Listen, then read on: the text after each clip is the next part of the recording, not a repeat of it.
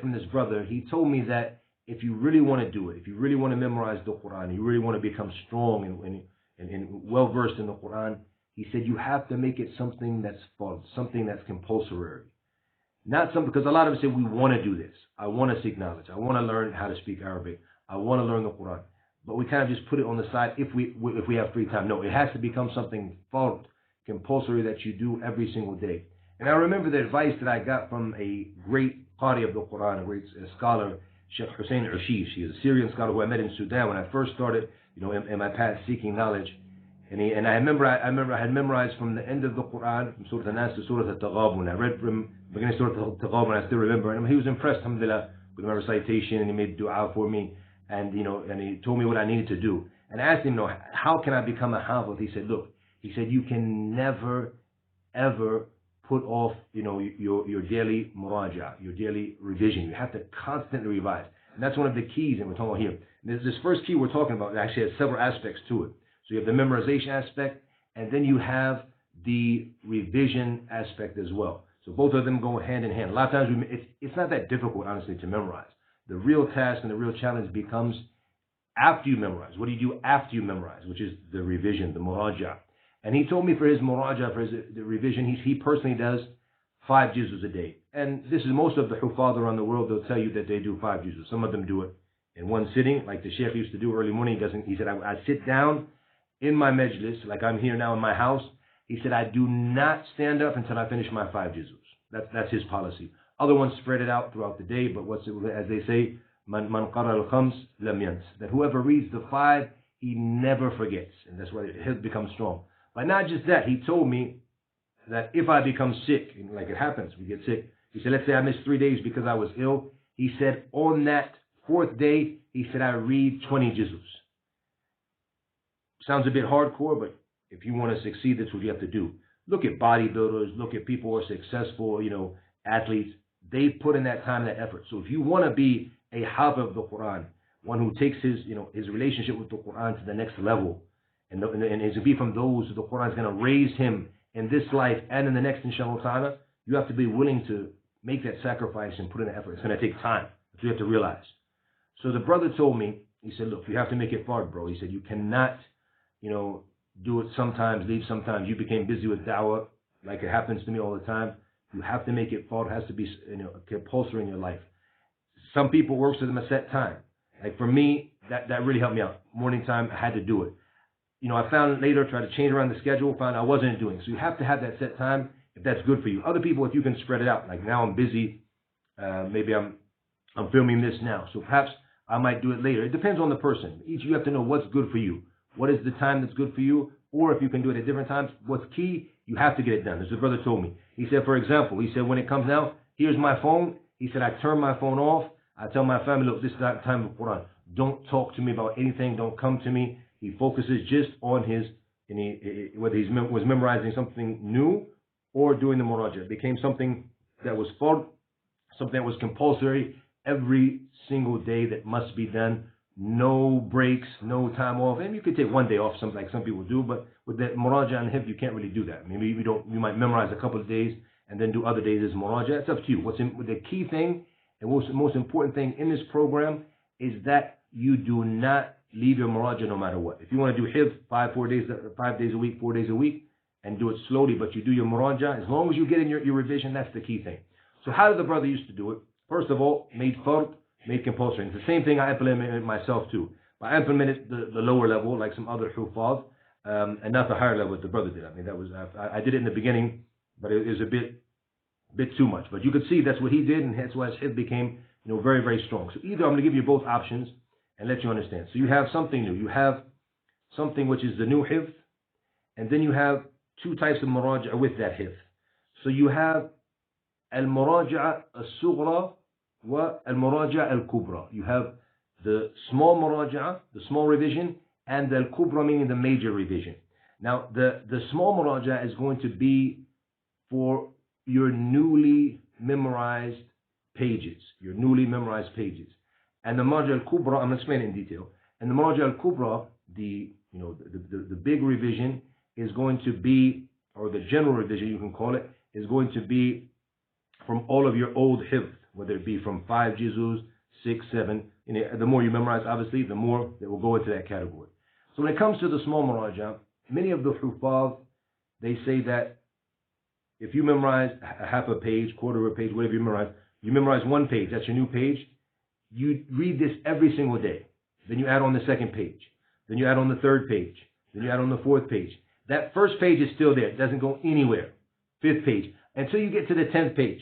Now once you get to the 10th page, when you come to page 11 from the new hifz that you've been memorizing over the last weeks or month, whatever it is. So now you get to the 11th page. That first page now you subtract it from the daily muraja, which is the muraja as-sughra, the small revision. You take it off that and you put it onto any general or the big muraja. You put it with the old hifz then. Then and only then that first page goes to that. That's what we said. That's one of the levels, and that's what many of the hufaz did. But this brother, he wanted his hifz to be even stronger, so he took it to another level. He did that daily hifz for 20 pages, meaning when he would come to page 21, that first page would go there. And I did this in the beginning, and I found it takes a lot of time, but we're talking about like hifz like al-Fatiha. Your hifz is going to be very, very strong if you do that. The second level is to do at least 10 pages. So that's the small muraja. The big muraja is all of your old hifz. Now you have to set a schedule. I even have it here written down on my phone. Which one is my big hifz? Which one is my small hifz? So I know where I am. The big muraja or the general muraja, that's all of your old hifz. This has to be done also for compulsory. For example, we recommend every 7 days or every 10 days, depending on how much it is. And every 10 days, even if it's a small amount, it could be, some say every 2 weeks. But the important thing is at 10 days should be a limit that you finish all of it. Like I said in the beginning, it's only going to be 2 or 3 juzus. And now you're going to be training yourself. Then it's going to be 4, and then it's going to be 5, and then it's going to be 6. And once you constantly do it, it becomes faster, it becomes easier. So it's not going to be as difficult as you might think to finish.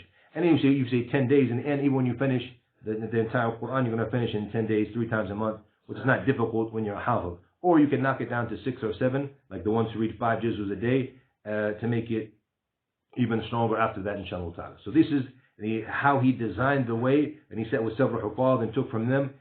Make it compulsory, have the 2 levels of muraja, of revision that you have, and you're going to find that you're going to make it, with this commitment of making it fard and making this type of muraja, it's going to make your hifz very, very strong, guaranteed, inshallah ta'ala. It's something I experienced myself, and it's absolutely amazing. The second thing, it goes back to the tafsir of the Qur'an and understanding the Qur'an. And that's going to help you with several aspects. It's going to help make your hifz stronger. I'm going to give you an example for that. And it's going to give you a ladha, a pleasure that you never knew was possible.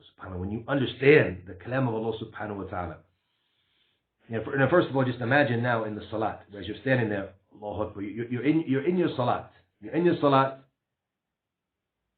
and your hifz is just, on point. You're not making mistakes, very strong.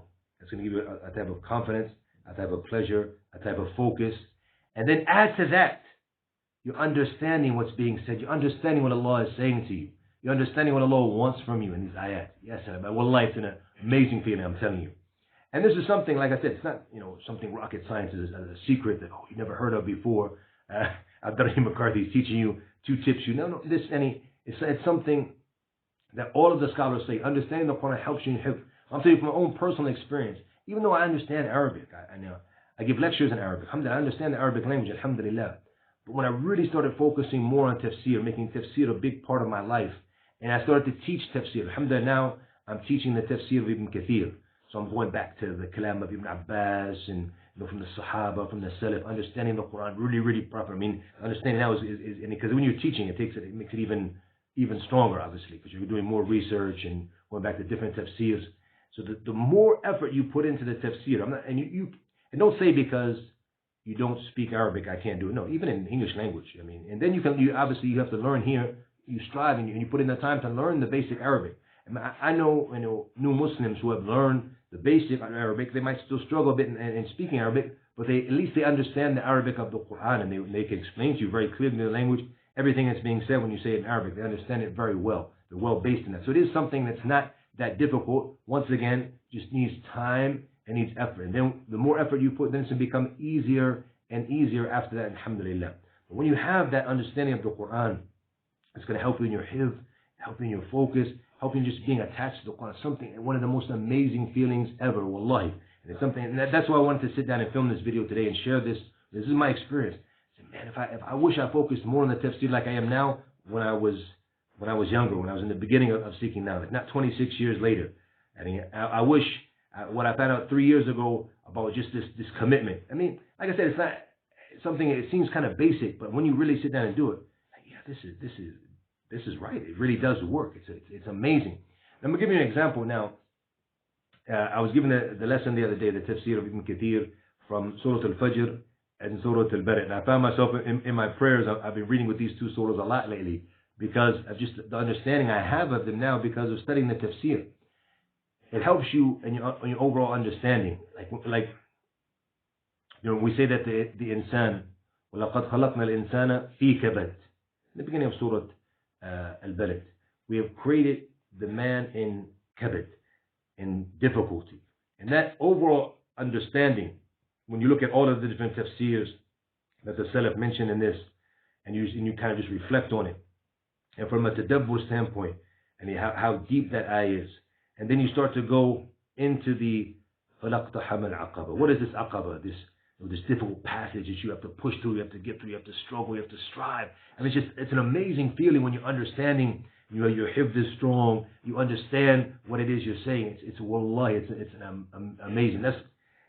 May Allah grant us more and grant us more pleasure in being attached and understanding His kalam, subhanallah. And one of the greatest feelings, wallahi, in this life, and to have that attachment and to be able to understand the Qur'an, alhamdulillah.